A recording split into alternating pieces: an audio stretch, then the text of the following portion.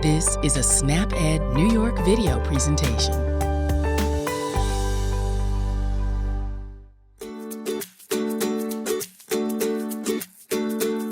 Hello everyone, my name is Wendy Beckman and I'm a registered dietitian with the New York State Office for the Aging and SnapEd New York. Thanks for joining me today on What's Cooking with Nysofa.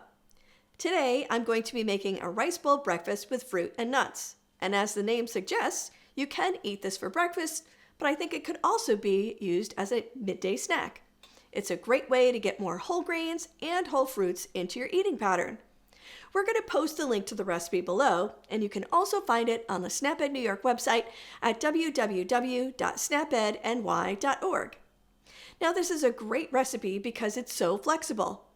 The recipe calls for brown rice, but you can use any whole grain that you want. For example, you could use barley, buckwheat, quinoa, or millet. Also, you can customize the type of fruit and nuts that you want to add, or you can skip the nuts altogether if you want to. Before we start cooking, let's look at the MyPlate graphic. Here's the grains section.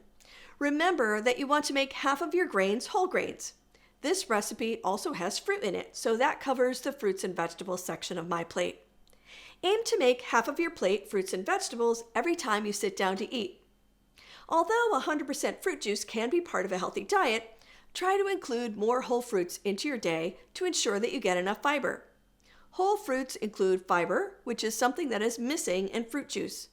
And most Americans don't get enough fiber, so adding more wherever you can is a good idea. Fiber helps with digestion and it promotes regularity. Whole fruits can also add necessary vitamins and minerals in your diet, so add different colored fruits with your meals and snacks. Whole fruits can add color and texture to your meals, and variety is the spice of life, so adding more color to your plate can make your meal more appealing. Another ingredient in the recipe contains fiber. That's whole grains. Grains like brown rice, barley, oatmeal, quinoa, and millet are all examples of whole grains. Whole grains are a good source of fiber and vitamins and minerals, such as B vitamins, like folate, thiamine, riboflavin, and niacin, vitamin E, and minerals like iron, zinc, magnesium, and phosphorus, depending on the whole grain that you're eating. Aim to make half of your grains whole grains every day. Refined grains like white rice and foods made with white flour don't have the same health benefits as whole grains. Refined grains don't have as much fiber or the same vitamins and minerals as refined grains. Whole grains as part of a balanced diet can help prevent certain diseases like heart disease, cancer, and diabetes. Adding whole grains to your eating pattern can help you stay healthy now and in the future. And now that we've taken a look at some of the ingredients in the recipe, let's make a rice bowl with fruit and nuts. This recipe makes 2 servings, and you can certainly keep half of the rice mixture for the next day, but I would just wait to add the fruit until you're ready to eat it. Before you start cooking, remember to wash your hands with soap for at least 20 seconds or use an alcohol-based hand sanitizer before you start cooking. Now let's look at the ingredients for this recipe. This recipe calls for 1 cup of cooked brown rice, and this recipe would be a great way to use up some leftover brown rice that you had from the night before. Here I have 1/2 of a cup of 1% milk, but you can use skim milk also if you like. Here is 1/2 of a teaspoon of cinnamon, and you could add a little bit more if you wanted to. And last, you have to add 1 cup of chopped fruit. Now here is where you can really customize the dish and add whatever you like. I have a fresh banana here. I have fresh blueberries, and I also have a fresh apple, and I'm going to cut those up in just a minute. Now I also have some frozen strawberries. I have some dried raisins, and I have some canned peaches. Just remember, if you're going to use canned fruit, you're going to want to look for the low sugar kind. So anything that has light syrup or juice instead of heavy syrup, that's a better option. So that's what you can use for your canned fruits. Here you can see that all forms of whole fruit count. Fresh, frozen, dried, or canned can all be used to add more whole fruit to your eating pattern. And sometimes it's a good option to use things like frozen strawberries or canned peaches or any other canned or frozen fruits, because a lot of times those items are already chopped up. So if using a knife is sometimes difficult for you or it's a little challenging, using something that is already chopped up, that's been canned or frozen, that's always a great way to sort of get rid of some of the chopping that you have to do in this sort of a recipe. So I have 2 tablespoons of chopped walnuts, and you can use any kind of nuts that you like, or you can skip them altogether. If you purchase nuts, look for the low sodium or no salt added varieties. Oftentimes you can find the no salt added nuts in the baking section of the store, so that's a good tip. Now this recipe calls for using a microwave, and you certainly can do it that way. You can heat up the rice mixture that way, but I'm going to heat this up using a saucepan on the burner. So first I'm going to add the milk into the pan. Let's put that in. And next I'm going to add this brown rice. This has already been cooked. We're going to stir that together. And next I'm going to add the cinnamon to the pan, and I'm going to add about a teaspoon. I have a little more than that in here. All right. We're going to stir that together. And we're just going to let that heat up. You want to put this, low to medium heat. You don't have to have it too high. You certainly don't want it to burn, but we're going to let all of those flavors sort of incorporate together and let that mixture heat through. Now, while that's heating, I'm going to chop up some of this fruit. So let's look at this banana here. I am going to peel it first. Of course, we want to do that. And then we're just going to chop it into some chunks. Now, you don't need to have the chunks be too large. You don't want them to be too small either. Just chop it right into slices here. Move this apple out of the way. And you can see you can cut them in little disc-sized pieces, or you can cut them into quarters or halves, whatever works better for you. So let me do that. All right, I'm going to move that stuff out of the way. Great. I'm going to stir this mixture again, just a little bit.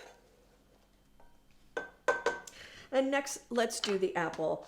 One of the ways that I like to cut apples is just cut all the way around the core, and that sort of gets rid of the issue of what to do with the seeds. So again, when you're cutting, make sure that you keep your fingers out of the way. Just going to cut 4 slices all the way around the outside of the core of the apple. And like I said, this apple is a Macintosh apple, but you can use any type that you like. And I like to sort of cut it into chunks. I also like to keep the peels on the apple. You don't have to do that. You can certainly peel them if you want to, but if you leave the peels on, it gives you a little bit more fiber and a little bit more color. I think it looks a little more colorful. So let's do that. Again, keep your fingers out of the way. You can curl them back a little bit. Keep them out of the way of the knife. All right, good. So that looks pretty good. And over here you can see that this rice is sort of heating up very nicely. And it smells really great. Anything with cinnamon in it is one of my favorites, so looks really delicious. So now that I have that together and it's heated through, it's steaming very nicely here, I'm going to turn the heat off. And I'm going to put the rice in the bowl and add whatever toppings you like. That's what you do next. So I'm going to get a bowl over here. And here you can see I'm just going to add all of this right to this bowl. There, that looks really great. That looks delicious. All right, and I think that with this bowl, what I'm going to do is add some blueberries. Put blueberries on half. And I think that I'm going to put some bananas on the other half. That seems like that would be a really nice combination to me. That smells delicious. I cannot wait to try this. That looks great. And I can actually sprinkle a little more cinnamon on the top if you want to. Okay, there's one. And I'm going to actually get another bowl that I made earlier. I actually heated up the rice and the milk in the microwave, and I'm going to do that. Get that for you. So this is a different bowl, and this one I think I'm going to do apples. Let's do that first.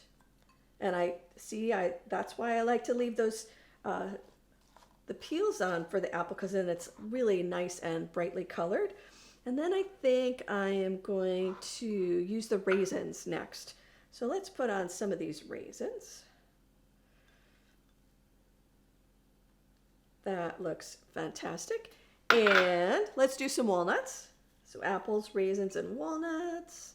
And then my favorite, we're going to do some more cinnamon. Okay, a little bit sprinkled down there. That looks amazing and it smells just really great. And here's a little bit of granola. You could add some of that onto the top if you wanted to, or have it on the side, whatever you like. That looks great. All right, so I hope that this recipe gave you some ideas on how to incorporate more whole grains into your breakfast. Don't forget to join me next month when I'm going to be making a chicken, vegetable, no crust quiche. Eggs are a wonderful source of protein, and this quiche is another great recipe for breakfast or even dinner. I'm going to be back with another edition of What's Cooking with Nysofa on Friday, March 31st at 12:30 p.m. right here on the New York State Office for the Aging Facebook page and the New York State Office for the Aging YouTube channel. Make sure to check out the New York State Office for the Aging social media channels and check out the SNAP-Ed New York website where you can find out more ways to save time, save money, and eat healthy. This presentation was funded by the U.S. Department of Agriculture. This institution is an equal opportunity provider. Have a great day and stay safe out there.